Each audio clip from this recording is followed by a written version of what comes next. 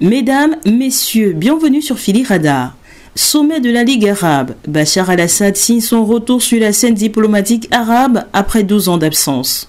Après des années d'isolement en raison de la guerre en Syrie, le président syrien Bachar al-Assad a participé le vendredi 19 mai à son premier sommet de la Ligue arabe depuis plus d'une décennie, signant ainsi son retour sur la scène diplomatique arabe. Les dirigeants de la région ont entamé leur 32e réunion annuelle en Arabie Saoudite. Nous sommes heureux d'accueillir le président Bachar al-Assad à ce sommet, a déclaré le prince héritier saoudien Mohammed Ben Salman à l'ouverture du sommet, en espérant que la réintégration de son pays ramènera la stabilité en Syrie. L'organisation pan-arabe avait exclu le régime syrien en fin 2011 pour sa répression d'un soulèvement populaire qui a dégénéré en guerre dévastatrice, avant de le réintégrer le 7 mai dernier. Les Émirats arabes unis qui avaient rétabli leur lien avec la Syrie en 2018 ont notamment été très actifs pour réintégrer Damas dans le groupe. Le régime syrien a par ailleurs bénéficié d'un élan de solidarité après un séisme qui a dévasté le 6 février de vastes plans de la Syrie et de la Turquie. Avant le début du sommet, le président syrien avait rencontré à Djeddah son homologue tunisien Kais Saïed dans le cadre d'une série de réunions bilatérales prévues en marge du sommet, a indiqué l'agence officielle syrienne Sana. La Ligue arabe a récemment souligné la nécessité de jouer un rôle de premier plan afin de parvenir à un règlement en Syrie. Si les combats se sont quasiment tus, la guerre a fait environ un demi-million de morts ainsi que des millions de réfugiés et déplacés. La Syrie espère la normalisation de ses relations avec les pays arabes, notamment les riches monarchies du Golfe, pour financer sa coûteuse reconstruction. Ce sommet intervient dans un contexte de détente régionale, marqué par le rapprochement ces derniers mois entre le royaume saoudien et son grand rival régional, l'Iran.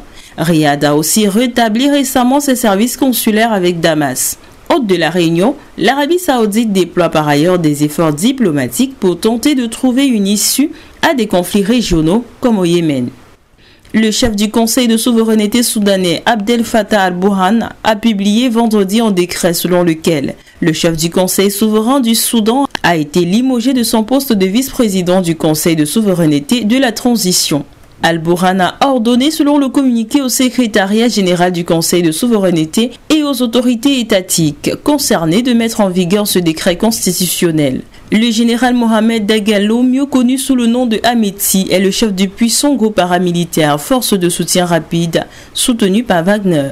Dans un second communiqué, les médias du Conseil ont déclaré qu'Al-Burhan avait publié un décret constitutionnel affectant Malik Agar au poste de vice-président du Conseil de souveraineté de transition à compter du vendredi 19 mai.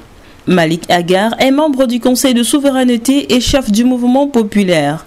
Il avait pris fonction au sein du Conseil dans le cadre de l'accord de paix de Djeddah, signé en octobre 2020. Les autorités kenyanes ont suspendu 27 fonctionnaires soupçonnés dans le cadre d'une enquête sur la mise sur le marché d'environ 1000 tonnes de sucre déclarées impropres à la consommation, a annoncé mercredi soir le directeur de la fonction publique. Cette cargaison de sucre avait été emportée dans le pays en 2018, puis déclarée périmée et impropre à la consommation humaine par le bureau kényan de certification. Elle devait être convertie en éthanol industriel. Au lieu de cela, elle a été détournée de manière irrégulière et libérée hors de toute procédure dans un acte criminel, a déclaré le directeur de la fonction publique Félix Koskei, qui est également le chef de cabinet du président William Ruto. Selon le quotidien The Nation, cette cargaison de 20 000 sacs de sucre, estimée à plus de 160 millions de shillings, avait été vendue à un commerçant qui l'avait reconditionné et revendu. Il est manifeste que certains fonctionnaires des agences concernées ont renoncé à leurs responsabilités au risque de nuire au public, a estimé M. Koskei en annonçant leur suspension le temps des investigations. Parmi les fonctionnaires figurent des responsables du bureau kényan de certification, dont son chef Bernard Diraini de l'administration fiscale, de la police et de l'agence de l'alimentation et l'agriculture.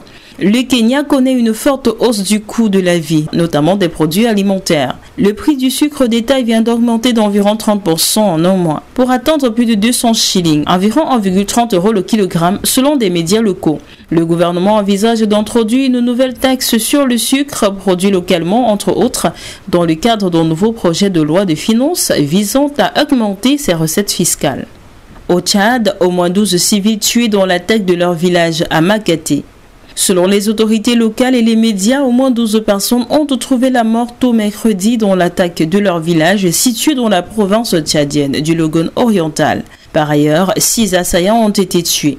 L'attaque a eu lieu à 4 heures à Makaté, un village de la sous-préfecture de l'Aramanaï, a précisé le sous-préfet Dimet Blama, cité par la presse locale. 9 morts ont été recensés immédiatement tandis que 3 blessés ont succombé à leurs blessures. Les forces de l'ordre ont réussi à capturer 8 assaillants tandis que 6 bandits ont été tués dans l'affrontement, a-t-il précisé en estimant que ce crime crapuleux pourrait avoir été commis par des coupeurs de route et des bandits de grand chemin. Les agresseurs, selon la presse locale, ne semblaient pas être des Tchadiens, car la province du Logone oriental est limitrophe du Cameroun et de la Centrafrique. Cette information a été confirmée par le président de transition du Tchad, Mahamad Idriss Déby Itno. Je voudrais très sincèrement présenter mes condoléances aux familles des victimes et féliciter les forces de l'ordre qui ont pu rattraper ces bandits avant qu'ils ne traversent la frontière, a-t-il dit, cité mercredi soir par son compte officiel. La situation est désormais qualifiée de calme, mais cette attaque a profondément marqué le village, selon la presse locale. C'est ici que s'achève ce flash d'information. Merci de l'avoir suivi.